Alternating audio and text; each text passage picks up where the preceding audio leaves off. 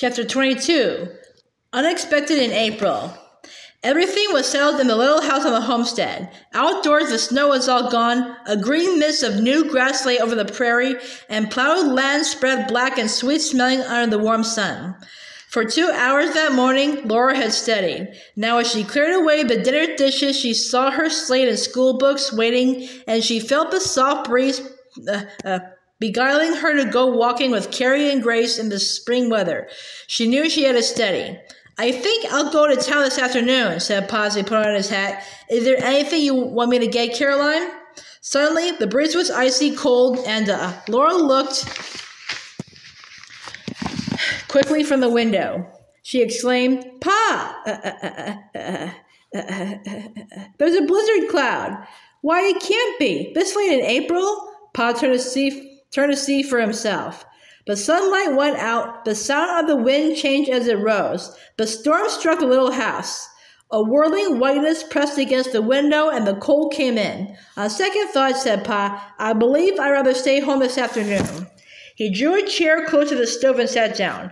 "I'm glad all the stock is in the stable. I was going to get picket ropes in town," he added. Kitty was frantic.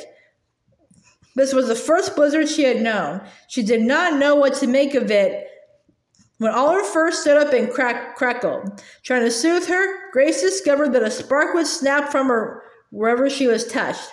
Nothing could be done about that except not to touch her. 3 days and nights the blizzard raged. Pa put the hens in the stable lest they freeze. It was so cold that the dismal days were spent close to the stove, and though the light was dim, Laura doggedly studied arithmetic. At least, she thought, I don't want to go walking. On the third day, the blizzard left the prairie covered with fine hard snow. It was still frozen when Paul walked to town the next day.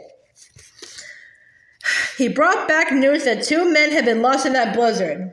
They had come from the east on the train in the warm spring morning.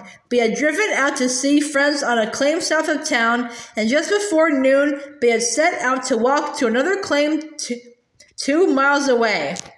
After the blizzard, the whole neighborhood turned out to search for them, and they were found beside a haystack, frozen to death. Being from the east, they didn't know what to do, said Pa. If they had dug into the haystack and plugged the hole behind them with hay, they would have kept each other warm, and they might have lived through the blizzard. But whoever could have expected such a blizzard so late, said Ma. Nobody knows what will happen, Pa said. Prepare for the worst, and then you've some grounds to hope for the best. That's all you can do. Laura objected. You were all prepared for the worst last winter, Pa, and all that work was wasted. There wasn't one blizzard till we were back here and not prepared for it. It does seem that these blizzards are bound to catch us, coming or going, Pa almost agreed.